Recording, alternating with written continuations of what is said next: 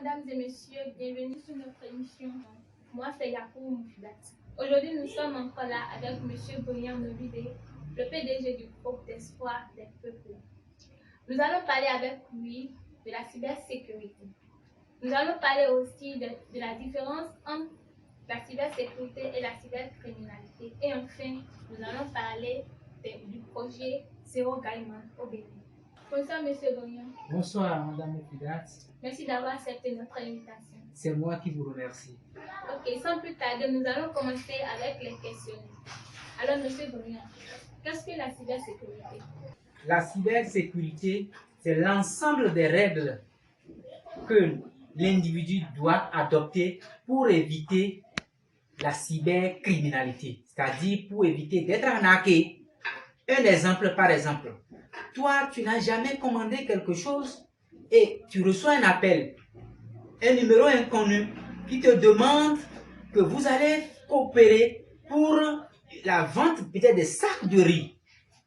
Et que peut-être lui, il aurait peut-être travaillé auprès d'un patron et qu'aujourd'hui, maintenant, il est propriétaire de tout ça et celui qui va réceptionner peut-être à côté de tout ça. Et tu coopères. C'est-à-dire que toi aussi, tu es complice en quelque chose.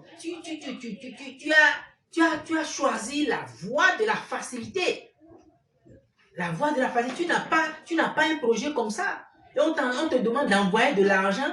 Tu dois te poser, si je ne connais pas un numéro, par exemple, la cybersécurité demande, si je ne connais pas un numéro qui m'appelle pour me demander une collaboration quelconque, je renonce.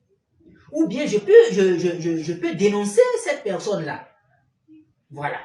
Donc, c'est juste un exemple pour dire, la lutte que nous faisons aujourd'hui, ce n'est pas uniquement une lutte qui touche les cybercriminels, mais tous ceux-là qui peuvent un jour devenir anarchés, qu'on peut anarquer. On doit les conseiller, on doit les sensibiliser sur les dangers que porte ce phénomène-là. Et c'est ça la cybersécurité, c'est le rôle de la cybersécurité. Ok, merci beaucoup, M. Brian. Alors, quelle est la différence qu'on peut faire entre la cybersécurité et la cybercriminalité? Oui, comme je viens de l'énoncer, on ne peut pas parler de la cybercriminalité aujourd'hui sans parler de la cybersécurité. Et c'est cette erreur que beaucoup font. Et on ne peut pas parler de la cybersécurité et de la cybercriminalité aujourd'hui sans parler de la cybersécurité. Parce que quand on parle de cybercriminalité, les yeux sont rivés sur l'arnaqueur, sur le cybercriminel.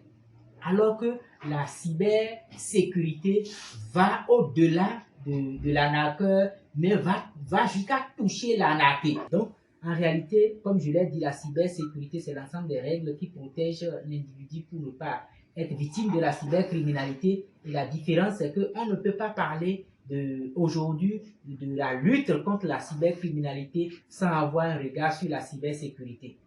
Ok, M. Brian, merci beaucoup. Alors, en tant qu'organisme de la promotion de l'entrepreneuriat, que faites-vous au sein de votre entreprise pour soutenir la lutte contre la cybersécurité? Oui, naturellement, notre entreprise, notre groupe Espoir des peuples, qui est un organisme régulièrement enregistré, et nous travaillons depuis un moment pour la lutte contre la cybercriminalité.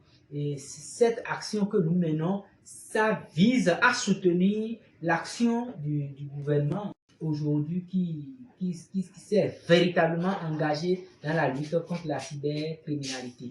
Donc, nous avons un projet aujourd'hui au sein de notre groupe qui est intitulé le projet Zéro Gaiman au Bénin, qui vise spécialement à sensibiliser les jeunes autour des idéaux, comment les orienter, comment travailler pour que ceux-là qui sont sur ce chemin ou ceux-là qui sont des élèves, des adolescents ne puissent pas emprunter ces mêmes chemins. Merci, M. Brian. Puisque vous venez de parler du projet Zéro Gaiman, donnez-nous un peu d'explication sur le projet. Ok. Et c'est vrai, le projet Zéro Gaiman, c'est une initiative qui est soutenue aujourd'hui par beaucoup de personnes. Et c'est un projet qui vise c'est-à-dire d'ici 5 ans, que nous ne parlons plus de Gaiman au Bénin. C'est cet objectif que nous nous sommes fixés dans ce projet-là. Et il faut le rappeler, nous avons une activité actuellement en cours et qui n'est rien d'autre qu'une campagne de sensibilisation. Une campagne de sensibilisation portant sur le thème de cybersécurité et de cybercriminalité dans la commune d'Abomey-Calavi. Et il faut le rappeler, le maire Angelo Arwandinu est le parrain de cet événement, de cette activité. Et nous avions eu à travailler déjà avec le cabinet, son cabinet, et nous sommes à l'œuvre pour que d'ici le 4 avril prochain, et toute la population d'Abomey-Calavi puisse vivre cet événement. En fait, le projet Zéro Gaiman au Bénin, comme je l'ai dit, à travers cette activité de sensibilisation, de campagne de sensibilisation, vise à faire 3 sous-activités. Numéro 1, nous allons dans un premier temps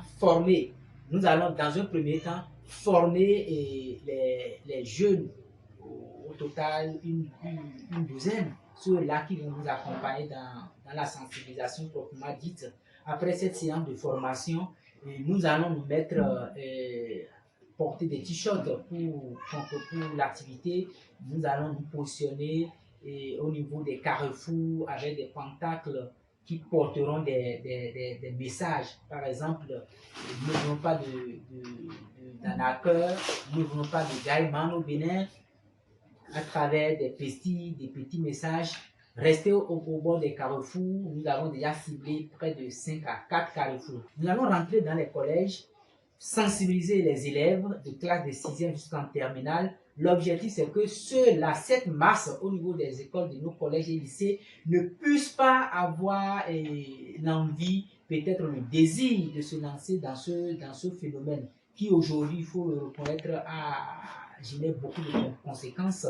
Et c'est un peu ça.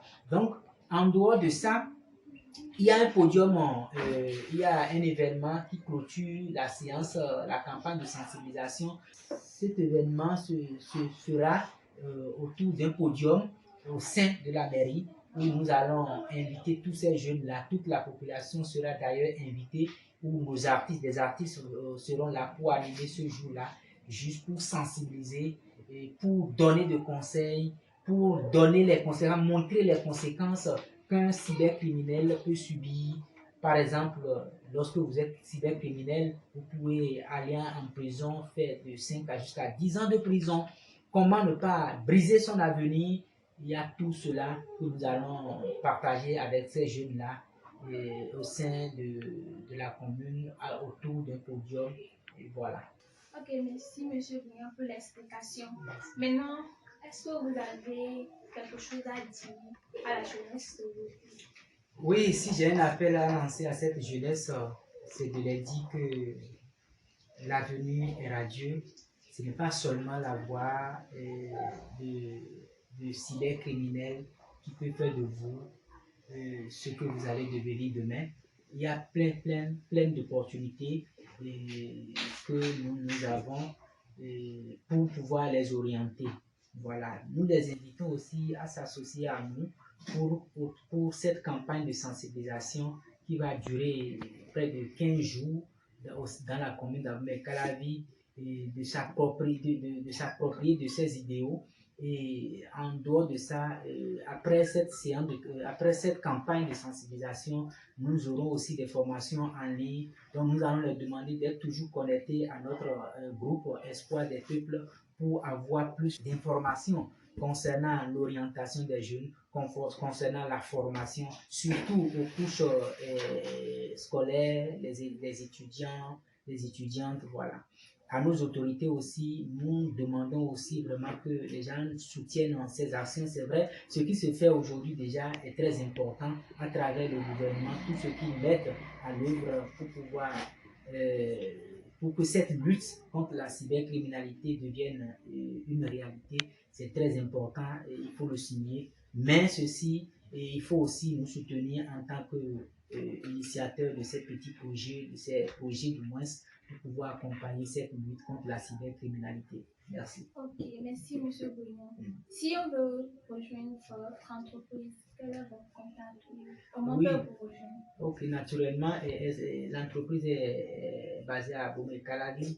Nous sommes au plus 229 56 76 35 22.